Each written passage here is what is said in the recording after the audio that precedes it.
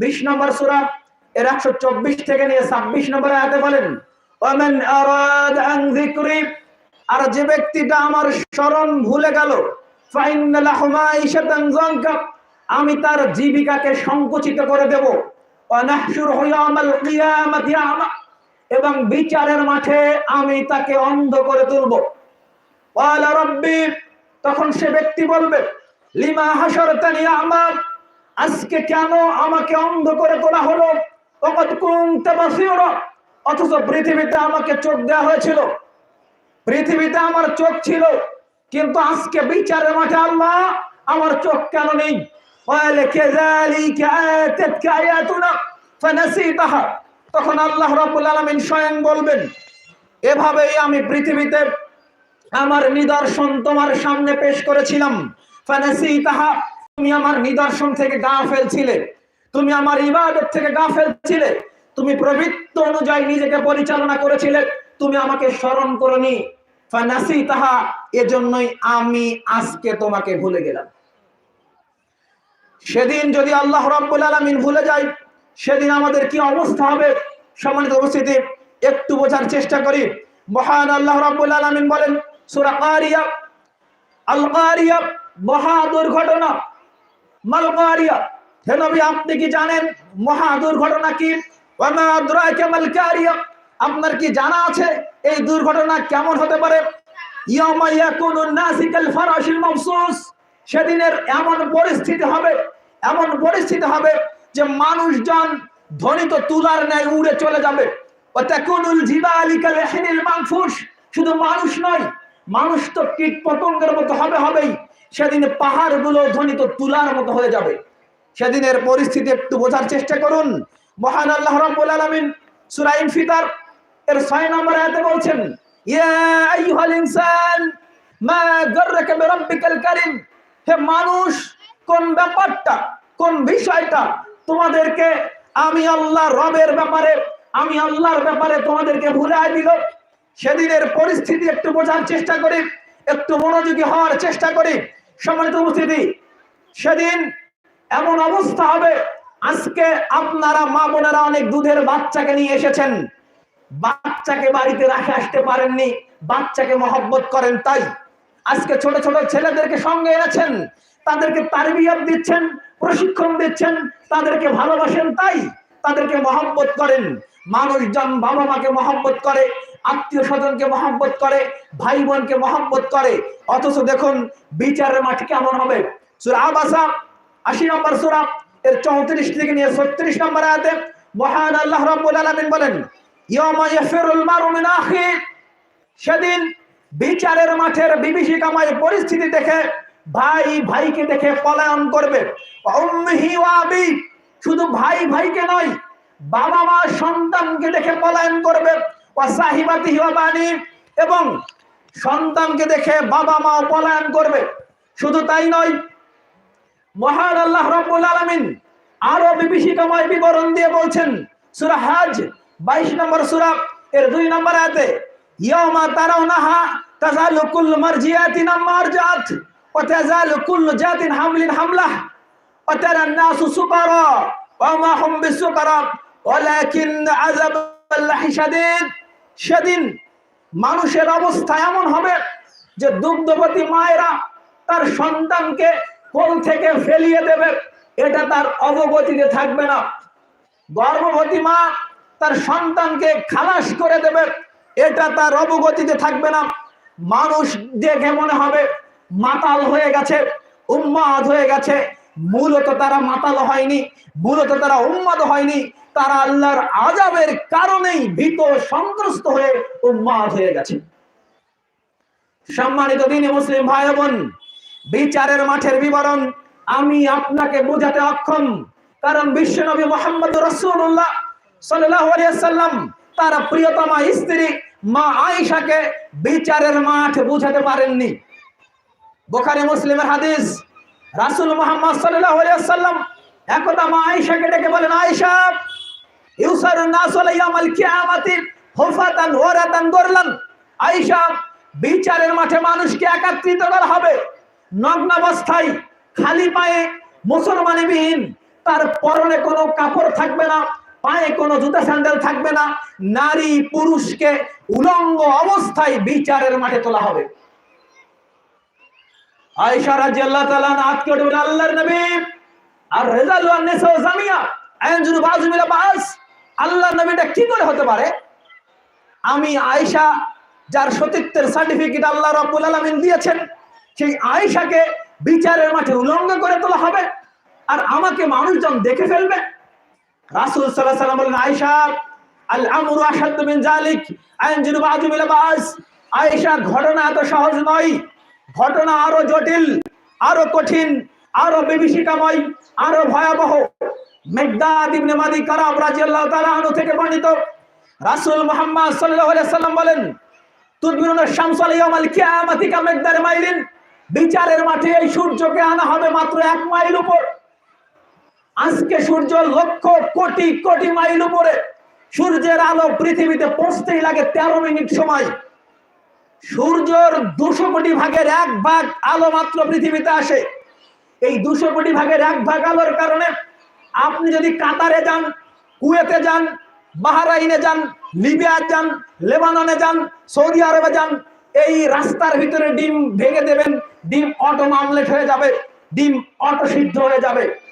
200 কোটি ভাগের মাত্র 1 ভাগ পৃথিবীতে এসেছে। কভার 1 ভাগ, বাকিগুলো সব সূর্যের আছে। তাও আবার সূর্য আলো আসতে সময় লাগে 13 মিনিট, আর সেদিন মাত্র 1 মাইল উপরে থাকবে।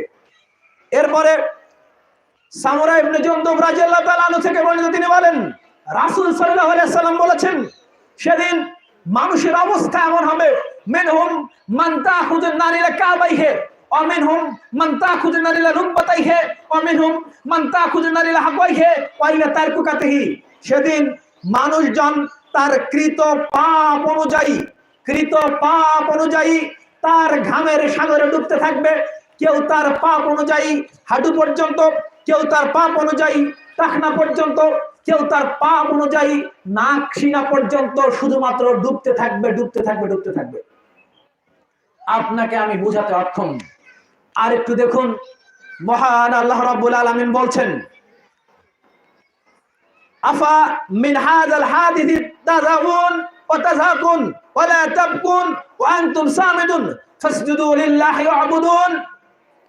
তোমরা কিয়ামতের বিভীষিকাময় কথা শুনে আশ্চর্য হচ্ছ, অথচ হাসছো, অথচ তোমাদের কান্নায় লুটে পড়া উচিত।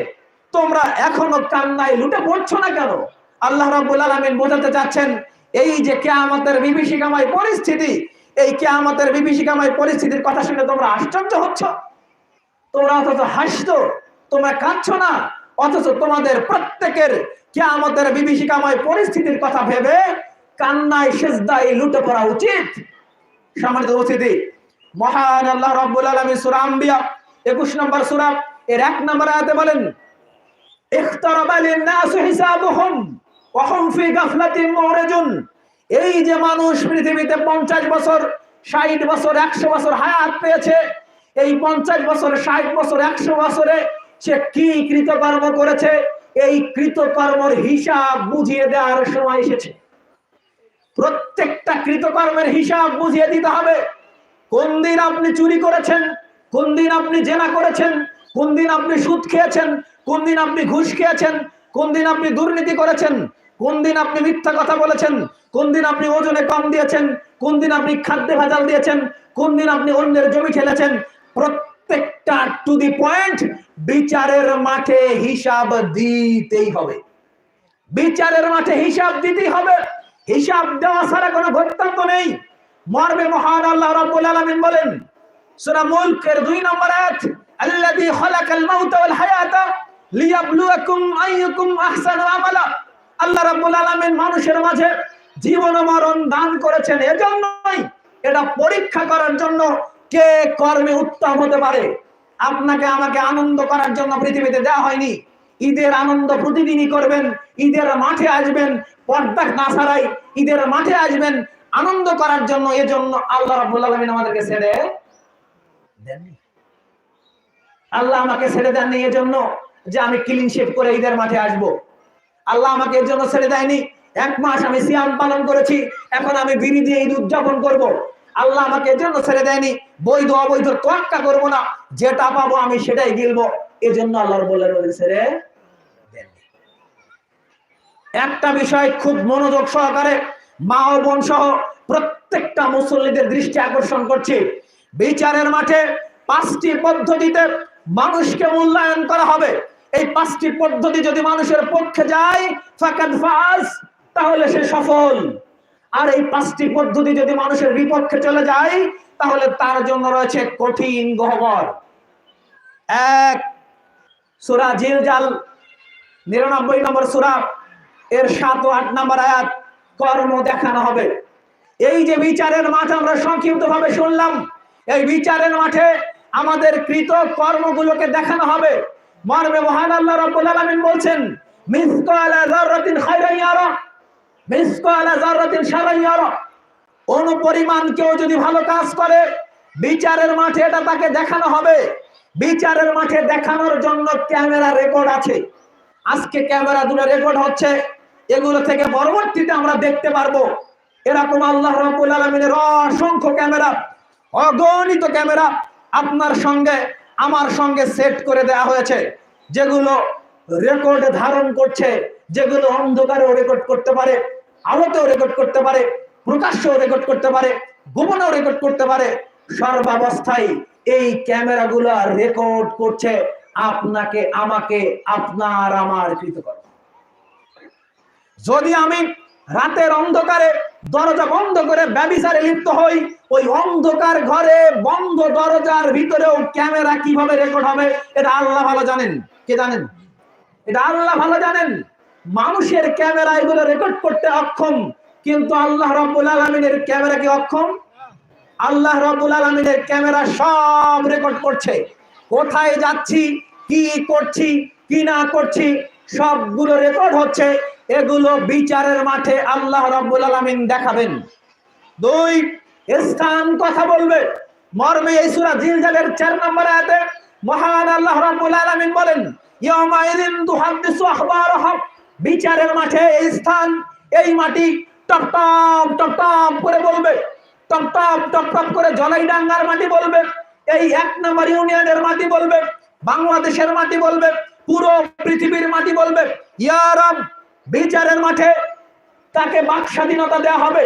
সে বলবে, ইয়া রব, পৃথিবীতে আমি ছিলাম নির্বাক, আমাকে তুমি উৎপাদন ক্ষমতা দিয়েছিলে, তাই আমি উৎপাদন করেছিলাম। আমার মাঝে কেউ ধান দিলে আমি ধান উৎপাদন করেছি, কেউ কচু দিলে কচু উৎপাদন করেছি, কেউ লাউ দিলে লাউ উৎপাদন করেছি, কেউ ভুট্টা দিলে ভুট্টা উৎপাদন করেছি।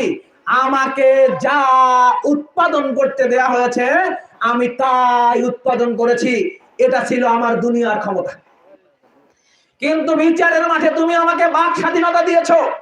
আমার উপরে যে অন্যায় হয়েছে, যে জুলুম হয়েছে, যে নির্যাতন হয়েছে, আজকে আমি টপ টপ টপ টপ করে বলে দেব।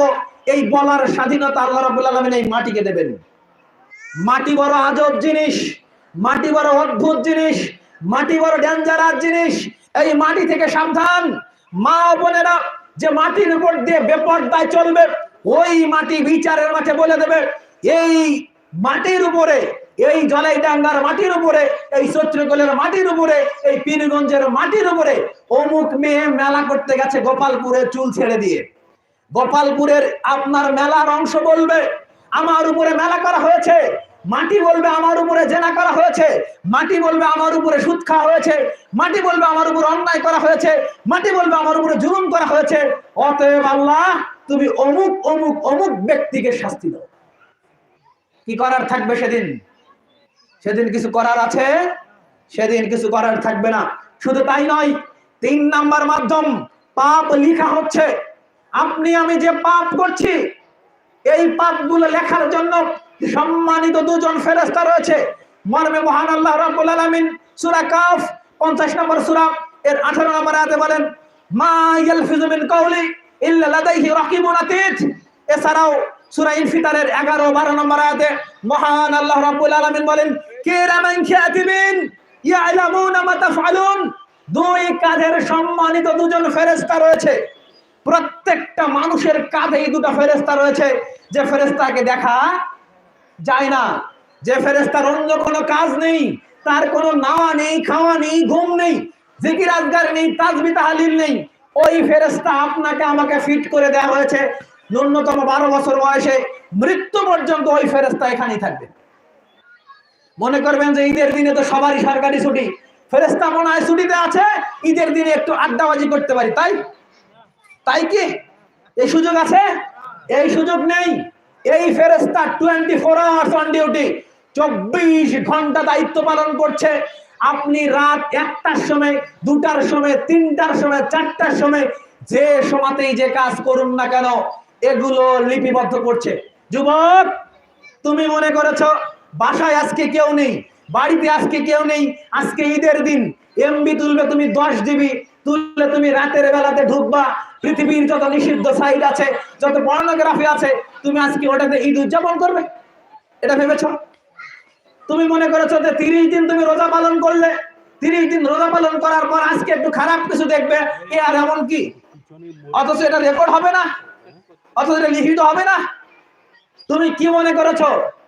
মনে করেছো তুমি আজকে তো আমার ঈদের দিন, দুলাভাইকে মিষ্টি তুলা খাওয়ালে কি হয়, দুলাভাইয়ের সঙ্গে একটু ঘুরতে গেলে কি হয়, দুলাভাইয়ের মোটরসাইকেলে চললে একটু কি হয়, এটা মনে করছো? এটা মনে করছো তুমি এইভাবে তুমি ঈদকে সেলিব্রেট করবা? এগুলো সব রেকর্ডেড, এগুলো সব রেকর্ডেড। বিচারের মাঠে এগুলো দেখানো হবে। শুধু তাই নয়, আরো ডেঞ্জারাস যে জিনিসটা, সেটা অঙ্গ প্রত্যঙ্গ সাক্ষী প্রদান করবে। মর্মে মহান আল্লাহ রাব্বুল আলামিন সূরা ইয়াসিন 36 নম্বর সূরা এর 65 নম্বর আয়াতে বলেন, আল-ইয়াউমা নাখতিমু আলা আফওয়াহিহিম, আজ বিচারের মাঠে মানুষের মুখখানকে সেলাই দেওয়া হবে। ওয়া ইয়াতাকাল্লামুনা আইদিহিম, হাত কথা বলবে। ওয়া তাশহাদু আরজুলুহুম, পা সাক্ষ্য প্রদান করবে। বিমা কানু ইয়ামালুন, বিমা কানু ইয়াকসিবুন, সে যে কর্ম করেছে সেই কর্মই তাকে বলবে যে হ্যাঁ হ্যাঁ হ্যাঁ। বোঝা যায়নি মনে হয়? কথা কি বোঝা গেছে? মুখটাকে সেলাই করা হবে। কেন মুখকে সেলাই করা হবে? মুখটা বিচারের মাঠে দেওয়ানগিরি করতে চাবে, মুখটা বলতে চাবে যে না আমি চুরি করিনি, মুখটা বলবে আমি জেনা করিনি, মুখটা বলবে আমি অন্যায় করিনি, মুখটা বলবে সব আমার বিরুদ্ধে অভিযোগ, সব মিথ্যা। এজন্য আল্লাহ রাব্বুল আলামিন মুখটাকে আগে সেলাই দেবেন। এরপর হাতকে বলবেন, হাত তুমি কি এই জিনিসটা অন্যায় ভাবে ধরনি? হাত তখন বলবে হ্যাঁ আমি অন্যায় ভাবে ধরেছি। হাত তুমি কি এটা দিয়ে শালিকে মিষ্টি তুলে খাওয়াইনি? হাত তুমি কি এই হাত দিয়ে ভাবিকে সোনামা খেয়ে দাওনি? তখন হাত বলবে যে হ্যাঁ আমি এটা করেছি। হাত তুমি কি এটা দিয়ে ঘুষ নেওনি? হাত বলবে যে হ্যাঁ আমি নিয়েছি। আর পা বলবে যে হাত যে নিয়েছে আমি পা সেটা সাক্ষ্য প্রদান করছি, আমি পা সেটা সাক্ষ্য প্রদান করছি। সম্মানিত উপস্থিতি, সর্বশেষ যখন এই অবস্থা হবে, মানুষজনের যে অবস্থা হবে, তখন মানুষজন নিজেকে ধাক্কা দেবে, নিজেকে ধিক্কার দেবে। ধিক্কার দিয়ে যে কথা বলবে, এ কথা আল্লাহ রাব্বুল আলামিন সূরা হামিম সিজদা এর 20-21 নম্বর আয়াতে কোট করেছেন। মহান আল্লাহ রাব্বুল আলামিন বলছেন, শাহিদা আলাইহি সামউহুম ওয়া আবসারুহুম ওয়া জুলুদুহুম বিমা কানু ইয়ামালুন। বিচারের মাঠে মানুষের ত্বক মানুষের বিরুদ্ধে যখন সাক্ষ্য দেবে, মানুষের চামড়া যখন মানুষের বিরুদ্ধে সাক্ষ্য দেবে, মানুষের হাত যখন মানুষের বিরুদ্ধে সাক্ষ্য দেবে, মানুষের অঙ্গ প্রত্যঙ্গ যখন মানুষের বিরুদ্ধে সাক্ষ্য দেবে, এমনকি মানুষের যৌনাঙ্গ মানুষের বিরুদ্ধে বিচারের মাঠে সাক্ষ্য প্রদান করবে। যৌনাঙ্গ বলবে আমাকে দ্বারা ব্যভিচার করানো হয়েছে। কি করা হয়েছে? আমাকে দ্বারা ব্যভিচার করানো হয়েছে। যৌনাঙ্গ টপ টপ টপ টপ করে বলে দেবে। তখন মানুষজন এই ধিক্কার দিয়ে বলবে, লিমা শাহিদতুম আলাইনা, তুমি কেন আজকে আমার বিরুদ্ধে সাক্ষ্য দিচ্ছ? অথচ তোমাকে একটু মজা দেওয়ার জন্য আমি এটা করেছি, অথচ তোমাকে এনজয় দেওয়ার জন্য আমি এটা করেছি, অথচ তোমাকে ভালো রাখার জন্য আমি এটা করেছি, আর আজকে তুমি আমার বিরুদ্ধে সাক্ষ্য দিচ্ছ। সেদিন এই ত্বক বলবে, এই চামড়া নিজেই বলবে,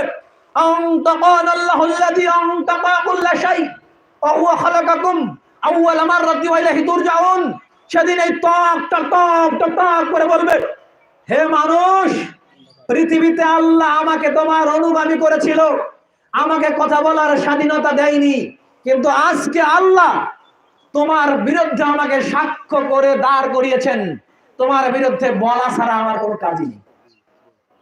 তার মানে আপনার হাত, আপনার পা, আপনার কান, আপনার চক্ষু, আপনার যৌনাঙ্গ, আপনার চামড়া সব কি আপনার পক্ষে না বিপক্ষে? সব কি? সবই মানুষের বিপক্ষে। এই যখন অবস্থা হবে, ত্রাহি ত্রাহি অবস্থা, ইয়া নাফসি অবস্থা, এই সময়তে আল্লাহ রাব্বুল আলামিন মানুষকে তার দীর্ঘ জীবনের ফিরিস্তি তাকে দিয়ে দেবেন। দিয়ে দিয়ে যে কথা বলবেন, এ কথা আল্লাহ রাব্বুল আলামিন সূরা বানী ইসরাইল 17 নম্বর সূরা এর 14 নম্বর আয়াতে কোট করে দিয়ে বলেছেন, ইকরা কিতাবাক কাফা বিনাফসিকা আল-ইয়াওমা আলাইকা হাসিবা। You read your book today, you enough for reading your book. আজকে তুমি পড়ো, তুমি আজকে পাঠ করো। যে বই তুমি রাইট ডাউন করেছিলে দুনিয়াতে, যেটা শুরু হয়েছিল তোমার 12 বছর বয়সে, শেষ হয়েছিল তোমার মৃত্যু পর্যন্ত, তুমি 12 বছর বয়সে কি করেছো, 13 বছরে কি করেছো, 15 বছরে কি করেছো, 20 বছরে কি করেছো, এইভাবে তুমি মৃত্যু পর্যন্ত কি কর্ম করেছো সব লেখা আছে। কে লিখেছে বলেন তো? কে লিখেছে? দুই কাঁধের কেরামান কাতিবিন এগুলো লিখতে বলে নি। যখন মানুষের সামনে তার দৈনন্দিন জীবনের এরকম ফিরিস্তি দেওয়া হবে, এই ফিরিস্তি সে পাতা উল্টাবে আর বলবে, পাতা উল্টাবে আর বলবে। কি বলবে? আল্লাহ রাব্বুল আলামিন এই কথা কোট করে দিয়েছেন সূরা কাহাফ 18 নম্বর সূরা এর 49 নম্বর আয়াত। মানুষজন পাতা উল্টাবে আর বলবে, মানি হাদার কিতাব লা ইয়াগদিরু সাগীরাতু ওয়ালা কাবীরাতু ইল্লা আহসাহা। আয় হায় সর্বনাশ, কি এক আশ্চর্য ধরনের কিতাব! এটাতে জীবনের বড় কথাও লেখা, ছোট কথাও লেখা। আরে গোপালপুরের হাটে শালিকে নিয়ে ধরে একটু মজা করেছিলাম, এটাও লেখা। ভাবির সঙ্গে মজা করেছিলাম, এটাও লেখা। আরে প্রেম প্রীতি করেছিলাম, এটাও লেখা। আরে ওজনে সামান্য একটু কম দিয়েছিলাম, এটাও লেখা। আরে খাদ্যে ভেজাল দিয়েছিলাম, এটাও লেখা। আরে মিথ্যা কথা বলে একটু ব্যবসা করেছিলাম, এটাও লেখা। আরে সবই যে লেখা, সবই যে লেখা। আরে বোনকে জমি দেয়নি, বোন জমি পাই তো 1 বিঘা, আমি বোনকে বললাম তোকে 1 বিঘা জমি দিতে পারবো না, 50,000 টাকা নিয়ে চলে যা, এটাও লেখা। কি রে আশ্চর্য ধরনের কথা, সবই যে লেখা। মানুষের মাথা শেষ। কি কি এক আশ্চর্য ধরনের কিতাব! এটাতে তো সবকিছুই লেখা হয়েছে। রাতের অন্ধকারে দরজা বন্ধ করে একটু ইউটিউবে ঢুকেছিলাম, একটু ফেসবুকে ঢুকেছিলাম, একটু ঢুকেছিলাম অনলাইনের নিষিদ্ধ সাইটগুলোতে, এগুলোও লেখা। কি ব্যাপার! আনন্দনগরে গিয়েছিলাম একটা বান্ধবীকে নিয়ে, এটাও লেখা। একটু গিয়েছিলাম ভিন্ন জগতে, এটাও লেখা। আরে সবই যে লেখা, এটা তো কোনো কিছুই বাদ নেই। এ যখন মানুষের অবস্থা হবে, পিকচার আবি বাকি হ্যায়, এখানেই পিকচার শেষ নয়। এই যখন অবস্থা হবে, আল্লাহ রাব্বুল আলামিন মানুষকে বেইজ্জতি করার জন্য, মানুষকে হেয় তুচ্ছ করার জন্য, মানুষকে লাঞ্ছিত অপমানিত করার জন্য যে কাজ করবে, এটা ইমাম মুসলিম রাহিমাহুল্লাহ 2582 নম্বরে কোট করেছেন। বিচারের মাঠে আল্লাহ রাব্বুল আলামিন 2টা ছাগলকে আনবেন। 2টা ছাগলকে মানুষজন দেখে বলবে, কি ব্যাপার, আজকে বিচারের মাঠ, আমাদের এ নফসি অবস্থা, আজকে ছাগলের কাহিনী কি, ছাগল দিয়ে কি হবে? তখন বলা হবে, এই যে ছাগলের বড় বড় শিং দেখছো, আর এই যে ছাগলের শিং নেই। দুনিয়াতে শিংওয়ালা ছাগলটার শিং ছিল না, আর অশিংওয়ালা ছাগলটার শিং ছিল। ওইটা দুনিয়াতে গুতা মেরেছিল একটা। কটা গুতা মেরেছিল? একটা গুতা মাত্র মেরেছিল। বিচার রোজ আল্লাহ করবেন না, আল্লাহ বিচার করবেন মাত্র একদিন। এই দিনে ছাগলেরও বিচার হবে। আজকে অশিংওয়ালা ছাগলকে শিং দেওয়া হয়েছে, এরপর গুতা মেরেছে, গুতা মারার পর দুনিয়ার ফয়সালা হয়ে গেল। দুনিয়ার ফয়সালা কোথায় হলো? ছাগলের গুতার যদি পরিশোধ করা হয়, আপনি আমি যে রিকশাওয়ালাকে থাপ্পড় মারি, ভ্যানওয়ালাকে থাপ্পড় মারি, মানুষজনকে যে আঘাত করি, এটার কোনো বিচার হবে না? এটা কোনো বিচার নেই। হ্যাঁ, অন্যায় ভাবে যদি মানুষকে হত্যা করা হয়, এর কোনো বিচার নেই। যদি এই যে গত কালকেই মনে হয় ভারতের বিএসএফ বাংলাদেশে ঢুকে আমাদের সীমান্তের লোকদেরকে গুলি করে মারলো, তার কোনো বিচার নেই। আমাদের বাংলাদেশের কোন পুলিশ যদি কাউকে ধরে নিয়ে গিয়ে মারে, তার কোনো বিচার নেই। যদি অন্যায় করে তার বিচার আছে না নেই? আরে ছাগলের বিচার হবে, বোঝাতে অক্ষম। ছাগল আবার কি? ছাগলের কি দরকার? ছাগলের বিচার হবে মানে ছাগলের বিচার হবে, আপনার বিচার হবে না? আপনি অনেক শক্তিশালী, তাই না? একটা ছাগলের যদি বিচার হয় আপনাকে আল্লাহ ধরবে না? অবশ্যই ধরবে। আল্লাহ আপনাকে আমাকে এমনিতেই ছেড়ে দেবেন না, বিচার হবেই হবে। রোজ বিচার হবে না, বিচার হবে একদিন। ছাগলের যখন এই অবস্থা, আল্লাহ রাব্বুল আলামিন মানুষকে বেইজ্জতি করার জন্য, মানুষকে ভয় দেখানোর জন্য যে কৌশল অবলম্বন করবেন, এটা ইমাম বুখারী রাহিমাহুল্লাহ তার সহিহ বুখারীর 4812 নম্বর রেকর্ড করেছেন। আবু হুরায়রা রাদিয়াল্লাহু তাআলা আনহু বলেন, রাসূল মুহাম্মদ সাল্লাল্লাহু আলাইহি ওয়াসাল্লাম বলেছেন, এই যখন অবস্থা হবে, আল্লাহ রাব্বুল আলামিন ওই সময়তে আসমান জমিন হাতের মুঠায় পেঁচায় ধরবেন। কি করবেন? আল্লাহর কি হাত আছে না নেই? হাতের মুঠোয় পেঁচায় ধরবেন। পেঁচায় ধরার পর বলবেন, হুঙ্কার দিয়ে বলবেন, আনাল জাব্বার, আনাল কাহার, আইনা মাল মুতাকাব্বিরিন। আমি হচ্ছি রাজার রাজা, পৃথিবীর দুরাচারী, স্বৈরাচারী, স্বেচ্ছাচারী, দুর্নীতিবাজরা আজকে কোথায়? হুঙ্কারটা কার? কার হুঙ্কার? বিশ্ব স্রষ্টা আল্লাহ নিজে হুঙ্কার দেবেন। অবস্থা কেমন হবে? অবস্থা কেমন হবে সেদিন? খুবই সহজ অবস্থা? খুবই কি সহজ অবস্থা? সম্মানিত উপস্থিতি, এই যখন অবস্থা, হুঙ্কার শোনার সঙ্গে সঙ্গেই মানুষজন অকপটেই বলবে, যেটা 78 নম্বর সূরা নাবা এর 40 নম্বর রেকর্ড করা হয়েছে। মানুষজন তখন বলবে, ইয়া লাইতানি কুনতু তুরাব, হায় আমার আফসোস, হায় আমার পোড়া কপাল, আমি যদি আজকে মাটি হয়ে যেতাম, আজকে যদি আমি মানুষ না হতাম, আজকে যদি আমি মাটি হয়ে যেতাম, তাহলে আমার কতই না ভালো হতো। আজকে আমাকে এরকম কিছু প্রশ্নের সম্মুখীন হতে হতো না, এরকম বিচারের মাঠের সম্মুখীন হতে হতো না। আমি যদি আজকে মাটি হয়ে যেতাম, আমার যদি কোনো বিচার না হতো, তাহলে কত না ভালো হতো। সেদিন কি আল্লাহ রাব্বুল আলামিন এমনিতেই ছেড়ে দেবেন? এমনিতেই ছেড়ে দেবেন না। সমাজ উপস্থিতি, আর একটা হাদিস আপনাকে উপস্থাপন করি, তিরমিজির 2416 নম্বর হাদিস। এই যে বিচারের মাঠ আমরা দেখছি, এই যে বিচারের মাঠ আমরা দেখছি, এই বিচারের মাঠে অবস্থা কেমন? মনে আছে অবস্থা? সূর্য কোথায়? 1 মাইল উপরে। কত কোটি ভাগ? 200 কোটি ভাগ। 1 মাইল উপর থেকে দেবে তাপ, মানুষজন ঘামের সাগরে ডুবতে থাকবে, নারী পুরুষ একাকার উলঙ্গ হয়ে থাকবে। এই যে ত্রাহি ত্রাহি অবস্থা, এই যে বিভীষিকাময় পরিস্থিতি, এই পরিস্থিতিতে আবার রাসূল সাল্লাল্লাহু আলাইহি ওয়াসাল্লাম বলছেন, লা তাজআলু কাদামা ইবনে আদম হাত্তা ইয়াসআলু আন খামস। এই বিভীষিকাময় পরিস্থিতিতে আদমের কোন বেটার এক পা তোলার সাধ্য নেই, যতক্ষণ না তাকে 5টি প্রশ্ন করা হবে। 5টি প্রশ্ন করা হবে, 5টি প্রশ্নের উত্তর দিতে পারবে আদমের বেটা বেটিরা পা তুলতে পারবে। 5টি প্রশ্নের উত্তর করা হবে, প্রশ্নের উত্তর দিতে পারবে না, কোন আদমের বেটা বেটি 1 পা তুলতে পারবে। 1 নম্বরে বলছেন, আন উমরিহি ফিমা আফনাহু, সে তার বয়সকে কিভাবে ব্যয় করেছে। আপনার বয়স 60 বছর, এখনো দাড়িটা কাটেন, আপনি কি আল্লাহর রাস্তায় ব্যয় করছেন? মনে কি আল্লাহর রাস্তায় ব্যয় করছেন? আপনার বয়স 50 বছর, আপনি এখনো সিগারেট টানেন, আপনি এখনো সিগারেট টানেন, তার মানে আপনি কি আল্লাহর রাস্তায় ব্যয় করছেন? আল্লাহর রাস্তায় ব্যয় করছেন। আপনার বয়স 40 বছর, আপনি এখনো বোরকা পরেন না, আপনি এখনো পর্দা করেন না, তার মানে আপনি কি আল্লাহর রাস্তায় ব্যয় করছেন? ব্যয় করছেন। আপনি এখনো সুদ খান, এখনো ঘুষ খান, এখনো দুর্নীতি করেন, তার মানে কি আপনি আল্লাহর রাস্তায় ব্যয় করছেন? প্রথম প্রশ্নে কি পার হওয়া যাবে? একটু মনোযোগী হই। প্রথম প্রশ্নে পার হওয়ার সাধ্য কতজন হাত তোলেন? আমি নিজে হাত তুলতে পারবো না, আমি নিজেও হাত তুলতে অক্ষম। আমাদের কখন বোধোদয় হবে? প্রথম প্রশ্ন যদি করা হয়, আন উমরিহি ফিমা আফনা, সে তার বয়সকে কিভাবে ব্যয় করেছে, একটুবার মিলান। আচ্ছা, বয়স বাদ দেন, রমাদানে তো শয়তান বন্ধ ছিল, তাই না? রমাদানে শয়তান বন্ধ ছিল না, তার মানে শয়তান বন্ধ থাকলে তো আমাদের নেকি ভালো হয়েছে। আচ্ছা, এই রমাদানের যদি হিসাব চাওয়া হয়, শুধু কিসের হিসাব? এই রমাদানের 30 দিনের হিসাব আমরা দিতে পারবো? এই 30 দিনকে আমাদের পক্ষে? 30 দিন পক্ষে?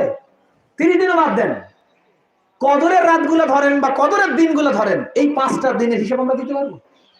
এই 5 দিনে আমরা মিথ্যা কথা বলিনি, ওজনে কম দেইনি, খাদ্যে ভেজাল দেইনি, চরিত্রহীন কাজ করিনি, আমরা অন্যায় করিনি, অশ্লীলতা করিনি, বেহাপনা করিনি, দুর্নীতি করিনি, রাজধানী করিনি, ইফটিজিং করিনি, নারী নির্যাতন করিনি, ছিনতাই করিনি, জুলুম করিনি, কি করিনি? সবই তো করেছি। তাহলে প্রথম প্রশ্নই ধরা, প্রথম প্রশ্নে অধিকাংশ মানুষ ধরা। 2 নম্বর আবার বলছেন ওয়ান শাবাবিহ ফিমা আবলাহ, এবং যৌবন সম্পর্কে প্রশ্ন করা হবে। এই যৌবন কাল তুমি কিভাবে অতিবাহিত করেছো যুবক? যুবক, তোমার প্রতি ফোঁটা রক্ত মহান রবের দেওয়া শ্রেষ্ঠ আমানত। তোমার বয়স আজকে 25 বছর।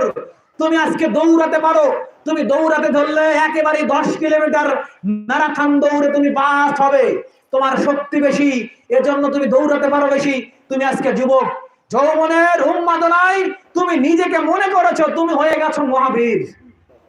তাই তুমি ডন কেয়ার ভাবে মোটরসাইকেল চালিয়ে যাও এমন ভাবে যেন মনে হয় তুমি একেবারে রেসের প্রতিযোগিতায় নেমেছো। তুমি এমন ভাবে কাজ করছো, তোমাকে দেখে যেন মানুষজন মনে করে হাই সর্বনাশ, এ কি যুবক। অথচ দেখো যুবক, তোমার এই সময়টা ব্যয় করার কথা ছিল কোন পথে? তুমি কি সেই পথে ব্যয় করছো? কেন তুমি খালাতো বোনের পিছনে ছুটলে?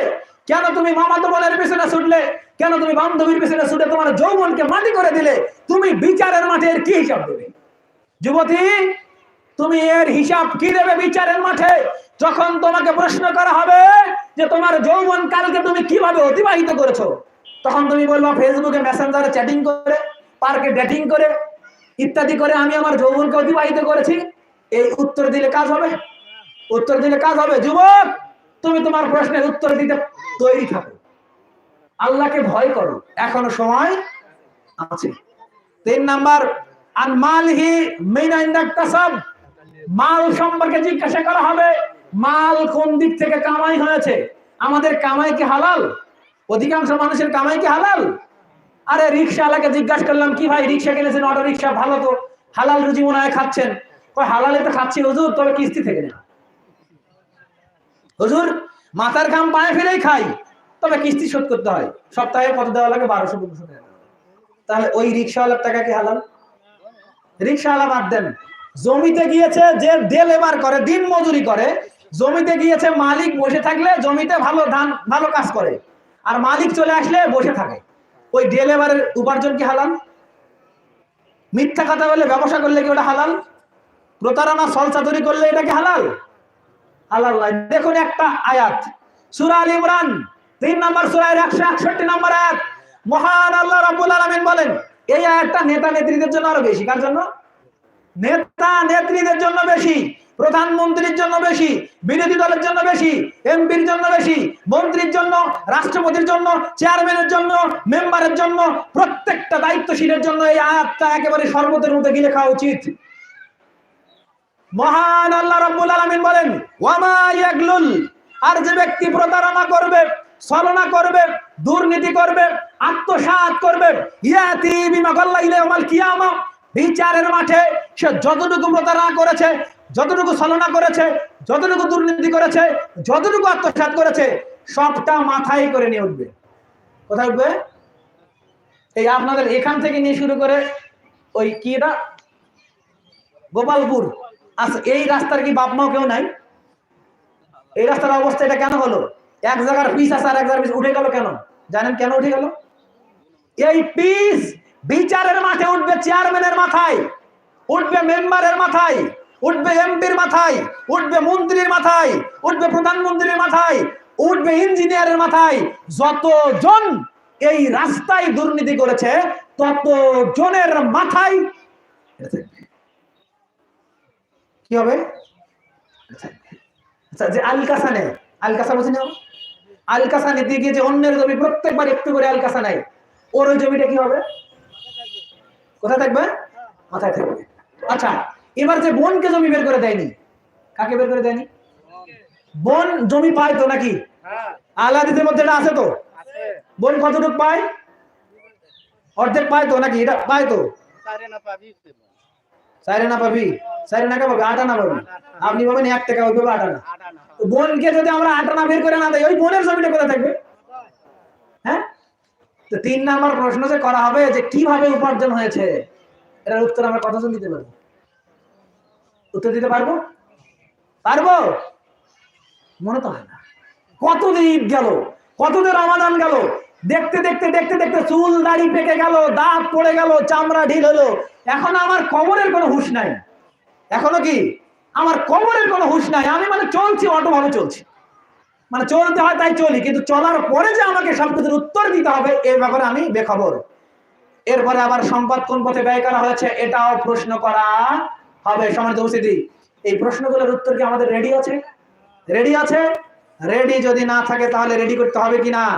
সম্মানিত উপস্থিতি, রেডি করার জন্য আমরা তৈরি থাকি। আল্লাহ রাব্বুল আলামিন আমাদেরকে সিদ্ধান্ত দিন, আল্লাহুম্মা আমিন। সম্মানিত উপস্থিতি, সর্বশেষ বিচারের মাঠের এই অবস্থা আমরা সংক্ষিপ্তভাবে একটু বোঝাতে চেষ্টা করলাম।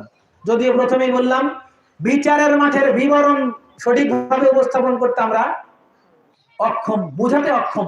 কারণ আল্লাহর নবী নিজে তার স্ত্রীকে বোঝাতে কি পারেননি। স্ত্রী কোথায়? জান্নাতে। জান্নাতে স্ত্রী। সূরা নূরে তার জন্য আল্লাহ রাব্বুল আলামিন সার্টিফিকেট দিলেন, তিনি জান্নাতি। আবার আল্লাহর নবী যার অতীতের পাপ ভবিষ্যতের পাপ সব পাপ ক্ষমা করা হয়েছে, যিনি সর্বশ্রেষ্ঠ মহামানব, তিনি তার স্ত্রী জান্নাতি স্ত্রীকে বোঝাতে পারেননি বিচারের মাঠ কেমন হবে। তো আমি আপনাকে বোঝাতে পারবো? শুধু সামান্য একটু টাচ দিচ্ছি যাতে করে আপনার কিছু উপকার হয়, কিছুটা পরিবর্তন আসে। সর্বশেষ এই বিচারের মাঠে, যেটা 660 নম্বর হাদিস বুখারীর, এই বিচারের মাঠে এই যে কঠিন বিভীষিকাময় পরিস্থিতির মাঝে বিচারের মাঠে আল্লাহ রাব্বুল আলামিন আল্লাহর আরশের নিচে আশ্রয় দেবেন 7 শ্রেণীর ব্যক্তিকে। কয় শ্রেণীর ব্যক্তিকে? আচ্ছা, আমরা প্রথম অংশটা যতটুকু বুঝলাম, প্রথম অংশের যে সমস্যাগুলো আছে এগুলো যদি সমাধান করি, এই 7টা গুণ যদি অর্জন করতে পারি, তাহলে আমাদের জন্য যথেষ্ট নয় কি? কথা আমার সবাই একটু বুঝবেন, যথেষ্ট নয় কি? ইনশাআল্লাহ যথেষ্ট। আল্লাহ তুমি কবুল করো, আল্লাহুম্মা আমিন। 1 নাম্বার বললেন ইমামুন আদল, ন্যায়পরায়ণ নেতা। যেদিন বিচারের মাঠে আল্লাহ রাব্বুল আলামিনের ছায়া ব্যতীত, আরশের ছায়া ব্যতীত অন্য কোন ছায়া থাকবে না, সেদিন আল্লাহ রাব্বুল আলামিন ডেকে নেবেন। কি করবেন? ডেকে নেবেন তার বান্দাদের মধ্য থেকে 7 শ্রেণীর ব্যক্তিকে ডেকে নেবেন, ডেকে নিয়ে তার আরশের নিচে আশ্রয় দেবেন। 1 নম্বরে বলেন ইমামুন আদল, ন্যায়পরায়ণ নেতা, ন্যায়পরায়ণ দায়িত্বশীল, ন্যায়পরায়ণ মেম্বার, ন্যায়পরায়ণ চেয়ারম্যান, ন্যায়পরায়ণ এমপি, ন্যায়পরায়ণ মন্ত্রী, ন্যায়পরায়ণ প্রধানমন্ত্রী, ন্যায়পরায়ণ রাষ্ট্রপতি, ন্যায়ের ভিত্তিতে যে দায়িত্ব পালন করবে, আল্লাহ রাব্বুল আলামিন তাকে ডেকে নেবেন। ডেকে নিয়ে বলবে, হে আব্দুর রহিম, তুমি ছিলে ভালো চেয়ারম্যান, ন্যায়পরায়ণ চেয়ারম্যান, তুমি আমার ছায়ার নিচে আসো। হে আব্দুর রহমান, তুমি ভালো প্রধানমন্ত্রী ছিলে, ন্যায়পরায়ণ প্রধানমন্ত্রী ছিলে, তুমি আমার আরশের নিচে আশ্রয় নাও। 1 নম্বরে কে বলেন তো? ন্যায়পরায়ণ নেতা। 2 নাম্বার ওয়ারাজুলুন শাবুন নাশা ফি ইবাদাতিল্লাহ, সেই যুবক, তোমার কথা আল্লাহ রাব্বুল আলামিন বলছেন, তোমাকে আল্লাহ রাব্বুল আলামিন তার আরশের নিচে আশ্রয় দেবেন। তবে তোমাকে হতে হবে ইউসুফের মতো যুবক। কার মতো? ইউসুফ কি করেছিল? ইউসুফ যখন জুলাইখা বলল গুল্লাকাত আবওয়াব, দরজাগুলো যখন বন্ধ করে দিয়েছিল, একটা সুন্দরী মহিলা দেওয়ার পরে বলেছিল, হাইতালাত, আসো ইউসুফ, তুমি আমার সঙ্গে অন্যায় লিপ্ত হও, তুমি আমার সঙ্গে মজায় লিপ্ত হও। তখন ইউসুফ বলেছিল, মাআযাল্লাহ, আমি আল্লাহকে ভয় করি, আমি তোমার সঙ্গে অবৈধভাবে অন্যায় লিপ্ত হতে রাজি নই। তুমি কি সেই যুবক? নিজেকে সেই যুবক মনে করো? সেই যুবক হওয়ার চেষ্টা করো। সেই যুবক হলে অবশ্যই আল্লাহ রাব্বুল আলামিন তোমাকে কি করবেন? তার আরশের ছায়ার নিচে আশ্রয় দিবেন। 3 নাম্বার ওয়ারাজুলুন কলবি মুআল্লাকা ফি মাসাজিদ, সেই যুবক, সেই মানুষকে যার কলবটা মসজিদের সঙ্গে লটকানো থাকে। ফজরের সালাতের আগে উঠবে, ওঠার পরে একটা কান খাড়া করবে, খাড়া করে দেখবে মুয়াজ্জিনের আযান হচ্ছে কিনা। মুয়াজ্জিনের আযান হওয়ার সঙ্গে সঙ্গে কোথায় যাবে? মসজিদে যাবে। আবার ফজর থেকে চলে আসবে, চাকরিতে যাবে, ব্যবসায় যাবে, খেতে খামারে যাবে। আবার একটা কান খাড়া থাকবে কিসের জন্য বলেন তো? জোহরের আজানের জন্য। জোহর থেকে আবার কিসের আজান? আসর, আসর থেকে মাগরিব, মাগরিব থেকে এশা। এইভাবে যদি কারো কলবটা মসজিদের সঙ্গে লটকানো থাকে, তাহলে সেও আল্লাহর আরশের নিচে আশ্রয় নেবে। আচ্ছা, আমরা কতজন 5 ওয়াক্ত নামাজ মসজিদে পড়ার জন্য আজকে ওয়াদা করতে পারি ইনশাআল্লাহ? 5 ওয়াক্ত নামাজ আমরা মসজিদে পড়বো ইনশাআল্লাহ। হে আল্লাহ তুমি হাতগুলোকে কবুল করে নাও, আর বলে আল্লাহুম্মা আমিন। যারা বাকি তুললেন না তারা বসে পড়বেন না, তারা আল্লাহর আরশের নিচে আশ্রয় নেবেন না। আল্লাহ তুমি কবুল করো, আল্লাহুম্মা আমিন। এরপরে 4 নম্বরে মান আহাব্বা লিল্লাহ ওয়া মান আবগাদা লিল্লাহ, যে ব্যক্তি কেবল আল্লাহর জন্যই কাউকে ভালোবাসতে পারে, যে ব্যক্তি কেবল আল্লাহর জন্যই কাউকে ঘৃণা করতে পারে, তার জন্য এই অবস্থা। যুবক, তোমার যে বন্ধু প্রেম করে তুমি তার সাথে সম্পর্ক খারাপ করবা, কথা বুঝছো? তোমার যে বন্ধু গাঁজা খায় তার সঙ্গে বন্ধুত্ব শেষ, যে নামাজ পড়ে তার সঙ্গে বন্ধুত্ব শেষ, যে সিগারেট খায় বন্ধুত্ব শেষ, যে টাকনা নিচে প্যান্ট পরে বন্ধুত্ব শেষ। একমাত্র শুধুমাত্র কেবলমাত্র আল্লাহর জন্যই সম্পর্ক হতে হবে যুবক। তাহলে কি হবে? তোমাকে আল্লাহ রাব্বুল আলামিন আরশের নিচে ডেকে নেবেন। এরপরে নিজেকে আল্লাহর স্মরণের জন্য যে কাঁদে, যে ব্যক্তি আল্লাহর স্মরণের ভয়ে একাকী নিভৃতে নির্জনে চোখের পানি ছেড়ে দিয়ে কাঁদতে পারে, আল্লাহ রাব্বুল আলামিন তাকে আরশের নিচে আশ্রয় দেবেন। এছাড়াও ওয়ারাজুলানে, সেই ব্যক্তিকে, যে ব্যক্তিকে দাওয়াত দেবে কোন সুন্দরী পরমা নারী অন্যায়ে, তখন সে ইউসুফ আলাইহিস সালামের মতো বলবে যে আমি আল্লাহকে ভয় করি, তাকে আল্লাহ রাব্বুল আলামিন ডেকে নেবেন।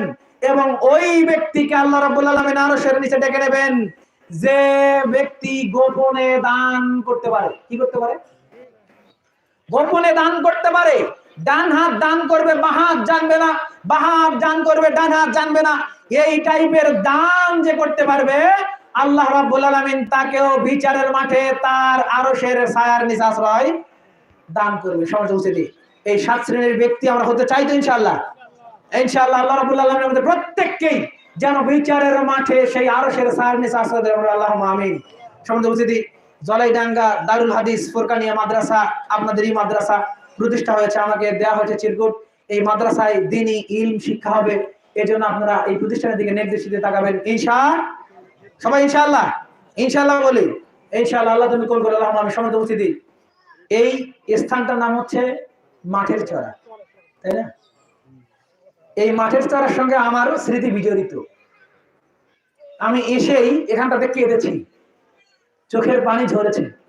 এই আপনাদের মাঠ কমিটি আছে, আমির ভাই আছে, আমার এই সালাউদ্দিনকে চিনতেন আপনারা? সালাউদ্দিন আমার ভগ্নিপতি, ওর বড় ভাই শাহজাহান তো সেও আমার ভগ্নিপতি, আপনাদের পাশের গ্রাম, আপনাদের জলাইডাঙ্গারি তারা নাতি, ওর মামার বাড়ি নানা। তো কেন মাঠের চড়ার কথা সালাউদ্দিনকে যখন আমি ফোন দিতাম, প্রায় সময়তে সে বলতো যে ভাই আমি এখন মাঠের চড়াই, খেলতে এসেছে অথবা ঘুরতে এসেছে, কোথায় ভাই? আমি মাঠের চড়াই। মাঠের চড়া শব্দটা এমন ভাবে রষ্টে পৃষ্ঠে লেগে আছে, যখন আপনাদের এখান থেকে আমাকে ফোন দেওয়া হয়েছে যে ভাই মাঠের চড়ায় ঈদের খুতবা প্রয়োজন, আমার 3 খান থেকে দাওয়াত ছিল। প্রথমে আমি বলেছি ঠিক আছে, যদি মাঠের চড়া হয় তাহলে আমি যাবো ইনশাআল্লাহ। এর ভিত্তিতে বাকিগুলোকে আমি নাকচ করে দিয়েছি এই মাঠের চড়ার জন্য।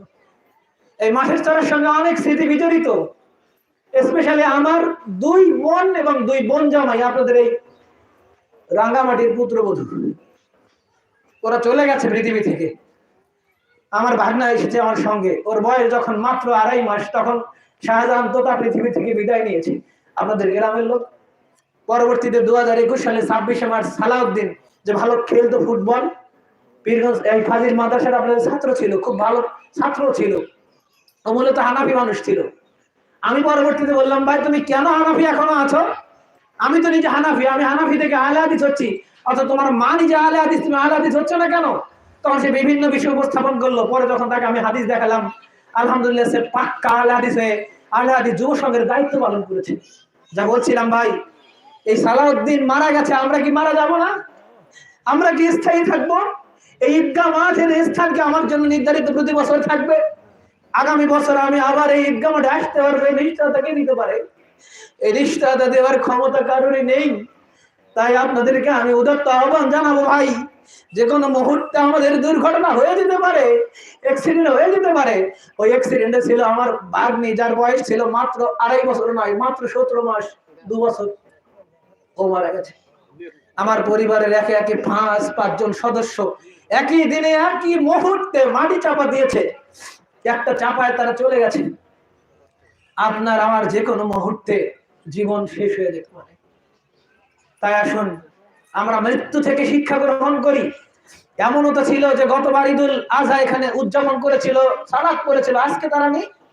আজকে আমরা ঈদ উদযাপন করবো, আগামী ঈদুল আজহায় আসতে পারবো, এর কোনো গ্যারান্টি কারণ আছে? কারণ এই ভাই। তাই আসুন আমরা পরিবর্তনের চেষ্টা করি। আল্লাহ রাব্বুল আলামিন আমাদেরকে পরিবর্তন করার তৌফিক দিন, আল্লাহুম্মা আমিন। হে আল্লাহ, আমাদের ভিতর থেকে যারা মারা গেছেন তুমি তাদের কবরের শাস্তি থেকে মাফ করে দাও, আল্লাহুম্মা আমিন।